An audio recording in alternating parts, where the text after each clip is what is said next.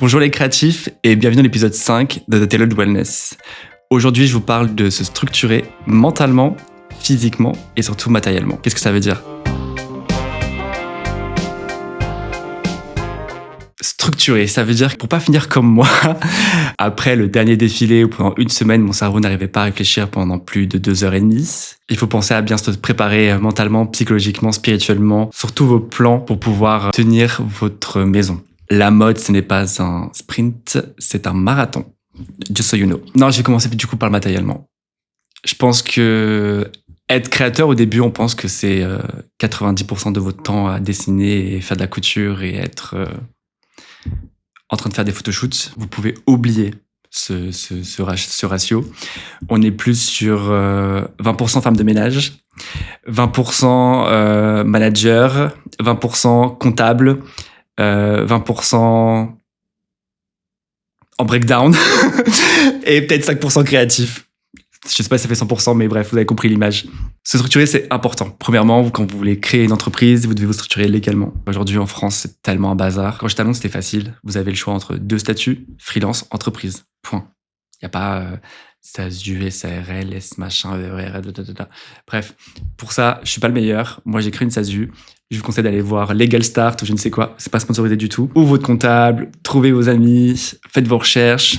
ChatGPT, c'est un très bon conseiller aussi, parfois. Allez vérifier avec le comptable aussi, on n'oublie pas. Il faut penser se structurer. Se structurer, ça veut dire du coup des statuts, créer son entreprise. Et surtout, la première chose que je vais vous dire, c'est protéger votre nom. En Europe, en plus, vous avez des aides avec l'EU, European IP, Intellectual Property, Attention. Autre parenthèse, il y a des scams. Donc, quand vous enregistrez, vous allez recevoir des faux courriers de l'IPEU, alors que le vrai truc officiel, c'est EUIP. Attention, n'allez pas payer 2000 € à je ne sais pas qui vous scamme dans votre boîte aux lettres. Très attention. Donc, protégez votre nom, protégez votre nom de domaine, Instagram, vos créations quand vous le pouvez. Ça coûte peut-être un peu d'argent, mais selon ce que vous faites, si c'est quelque chose, un brevet déposé, un design, c'est très important. Ça évite les mauvaises surprises. Dans mon cas, j'ai eu un petit problème où en fait mon nom était volé en Chine. Donc c'était pas très drôle.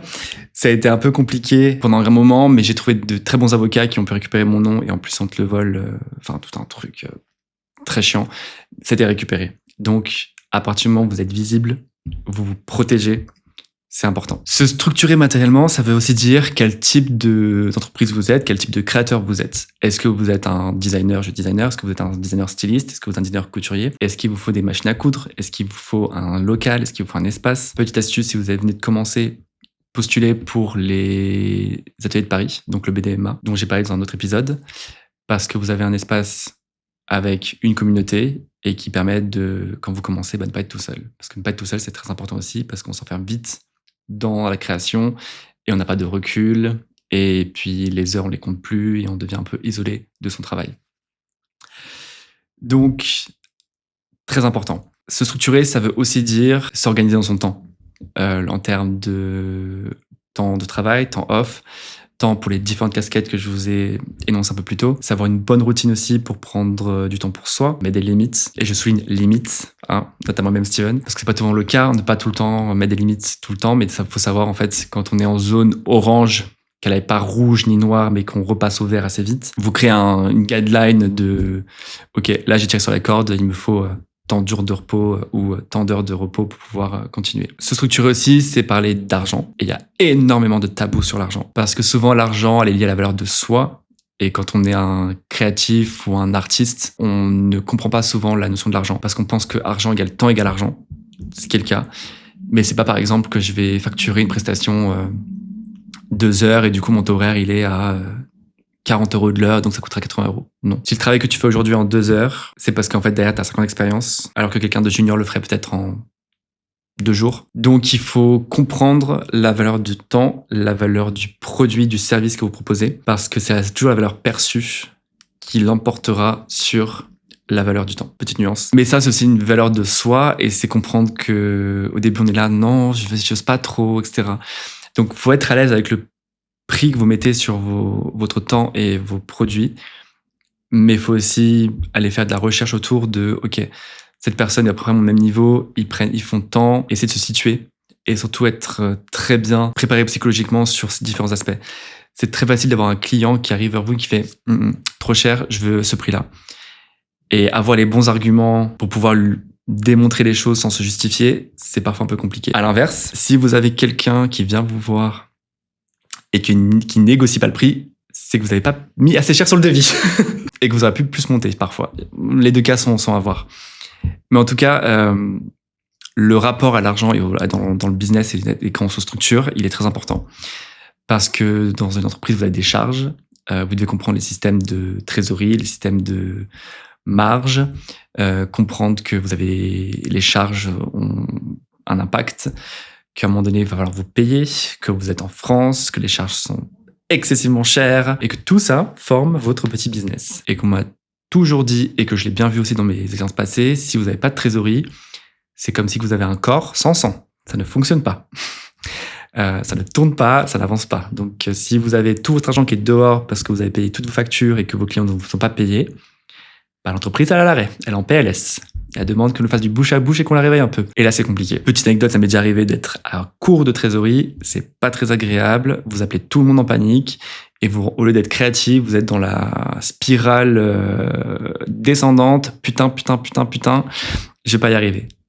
Alors, on respire, on appelle la trésor, on appelle la banque, on trouve des solutions et on anticipe en amont les entrées et sorties pour pas être dans cette situation. Vraiment, vrai conseil. Les outils pour structurer. Alors, imaginez bien que quand vous avez une entreprise et que vous commencez à décoller, il vous faut des outils. Dans le premier truc que j'ai investi, je crois, c'est un nom de domaine, stevenpassaro.com, vous pouvez aller voir.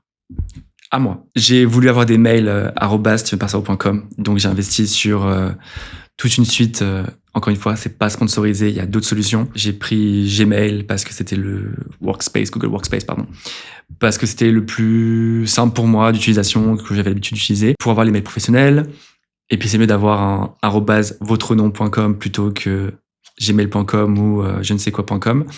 Ça donne une image aussi beaucoup plus élevée. Le logiciel de comptabilité, de facturation. Parce que oui, Excel, non, c'est pas bien Excel. Oublie ce que je viens de dire. Excel, c'est l'enfer. Et puis, on n'a plus le droit, maintenant, il faut tout ça justifier, etc. Donc, un logiciel de facturation qui est où vous faites vos envois de factures et de devis et que vous avez votre suivi de trésorerie, vos suivis de rentrée, sortie de dépenses. Primordial. Je crois que c'est les deux choses les plus importantes. Les mails et ça. Une fois que vous avez ça, vous êtes dans le système de la mode. Vous avez plein d'outils pour budgétiser vos collections, suivre vos ventes de collections, etc. Mais ça, c'est plutôt dans un second temps, une fois que vous avez déjà commencé à être dans la machine. Et puis, je parle de mode, mais encore une fois, c'est aussi pour les créatifs. Donc, vous savez, photographe, copywriter ou styliste ou je ne sais quoi, on se structure. Hein. On met une belle image professionnelle de tout ça. Est-ce que j'ai d'autres éléments? Je vérifie sur ma liste. Faut pas vous oublier quelque chose. Ah oui, très important. L'équipe. Encore une fois, de bien s'entourer. Quand vous commencez, que vous êtes tout seul et que vous avez un stagiaire, c'est bien, c'est simple. Vous déléguez un petit peu et puis encore ça, au début, c'est dur à faire. Parce qu'honnêtement, quand vous êtes un contrôle fric comme moi au début, que vous êtes accroché à tout, hein, on respire. Donc ça, je peux déléguer parce qu'en fait, c'est pas le plus important. Ça s'apprend aussi. Pour le coup, j'étais accompagné aussi, j'en reparlerai après. Ah, on a une petite coupure de courant ici, mais c'est pas grave. J'ai payé les factures, je vous promets. Après cette brève interruption pour remettre le courant dans la maison, je reviens à l'équipe. L'équipe, c'est très important. Donc oui, je parlais de... Voilà, quand vous avez un stagiaire, que vous êtes seul, ça va, hein, faut apprendre à déléguer. Mais une fois que vous avez commencé à avoir de stagiaires, des freelances, alternants, employés, ça se complique. C'est très important que les personnes qui travaillent avec vous soient dans la même vision, qu'il n'y ait pas trop d'ego et que vous soyez là pour le bien de tous. Donc, c'est-à-dire avoir la même vision et que tout le monde soit aligné. Chacun s'attache dans la bonne direction. Il n'y a pas de petits rôles dans une petite entreprise, il n'y a que des rôles importants. Que ce soit la personne, la stagiaire qui va récupérer des tissus, des colis parce qu'il y a la presse, etc. C'est du temps précieux que moi, en tant que créateur, j'ai du temps pour pouvoir gérer les choses les plus importantes. C'est le primordial, je crois, vraiment le plus important, parce que quand il y a quelqu'un qui a un coup de mou ou qu'il y a des tensions personnelles qui peuvent apparaître ou totalement entreprise, c'est important d'avoir des personnes autour de vous qui vous ancrent et qui vous rappellent que faut prendre un peu de recul des fois et on n'est pas toujours en train de cravacher. Je sais pas si j'ai parlé du lieu. Avoir un lieu, c'est important. Aujourd'hui, j'ai la chance de travailler avec Style 3D dans des super locaux en plein cœur de Paris, dans le 6e. C'est le bonheur total parce qu'on a la technologie et le côté craft de l'atelier. Moi, j'ai commencé, j'étais aux ateliers de Paris. Et ça, c'était vraiment aussi le super bonheur d'avoir une communauté. Et de là, c'est aussi de décider est-ce que j'ai des machines, pas de machines? Est-ce que je fais tous mes designs dans les prestataires? Est-ce que mon studio, c'est une vision uniquement créative et du coup, tout est fait dehors? Ou est-ce qu'on a le côté craft et création, comme je décide de le faire? Et dans ce cas, il faut investir sur machine à coudre, thermocolleuse, fer à repasser, les fils, les mannequins, les Stockmann, les Alvanon. Voilà, tout un package. Ça coûte de l'argent. Honnêtement, mes premiers investissements, j'ai mis tout ce que j'avais dans l'atelier. Hein. C'était mon choix, sacrifice à faire. Mais c'est ce qui permet aujourd'hui d'avoir le contrôle sur tout ce qu'on produit et d'être hyper efficace en termes de réactivité sur les commandes avec les clients. Je pensais à des choses en termes de financement. Pensez aux concours. Il y a plein de concours, que ce soit Maison Méditerranée, Landam, LVMH Prize, concours de la ville de Paris, le festival de Hyères. Il y en a d'autres, parfois plus petits. Il y a l'appel à projet du ministère de la Culture, dont j'étais lauréat l'année dernière. Pareil, renseignez-vous là-dessus. Il faut avoir un peu d'expérience et un peu de business et d'entrée d'argent.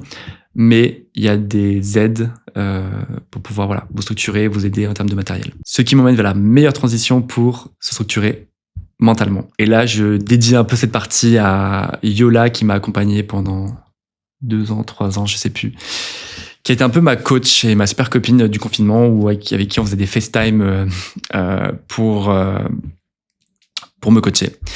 Et au début, c'est Yola, c'est quelqu'un qui a travaillé pour les maisons de luxe pendant 20 ans, chez Chloé, chez Balmain, et qui a un peu l'œil de Moscou sur la qualité. Donc vous imaginez bien que j'avais quelqu'un qui était derrière moi avec les yeux rivés sur mes finitions pour me dire c'est pas bien, ça tire. Ce qui est génial.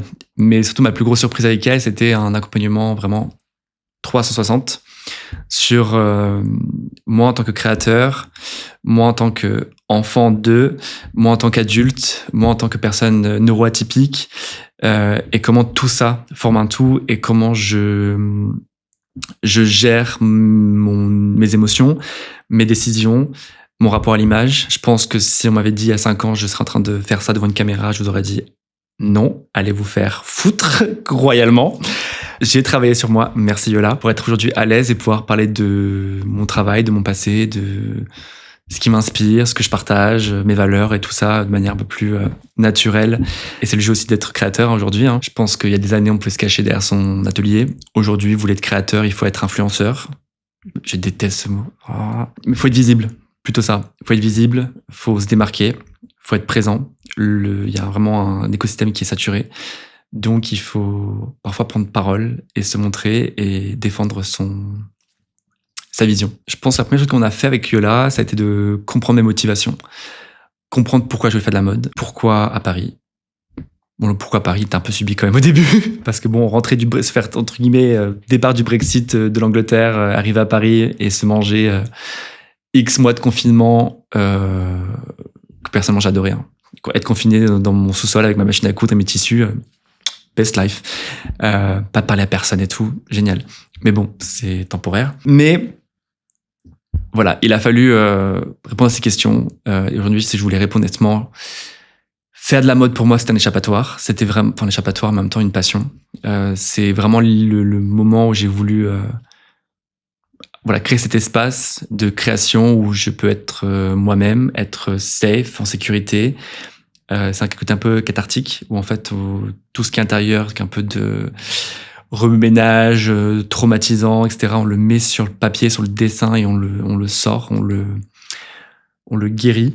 Donc, il faut savoir aussi quoi mettre, quand et pas trop en mettre. Il faut savoir, comme tout à l'heure je vous le disais, se préparer sur les temps que je mets sur la création, les temps que je mets sur l'administration, quelles injonctions je peux avoir sur la création, sur les a priori du milieu, qu'est-ce que je dois être, pas être, la peur de se montrer, la peur de se révéler, la peur de réussir aussi parfois. Ça a été vraiment un travail assez profond, je dois dire, que je ne pensais pas du tout faire. Et ça a été retiré aussi beaucoup de protection que j'avais inconsciente sur mon travail. Et en fait, j'ai l'impression que plus je retirais un peu les couches de l'oignon, plus j'étais proche de ma vérité profonde de moi-même, plus je pouvais m'exprimer librement, être créatif librement, et pas forcément se bloquer où des fois il y a des pages blanches qui se créent parce que on est sur une peur inconsciente qu'on ne voit même pas et on bloque. Ou alors arrivé à Paris, la première collection que j'ai faite à Paris, j'ai voulu rentrer dans ce moule designer parisien qui était un peu une erreur, mais on apprend.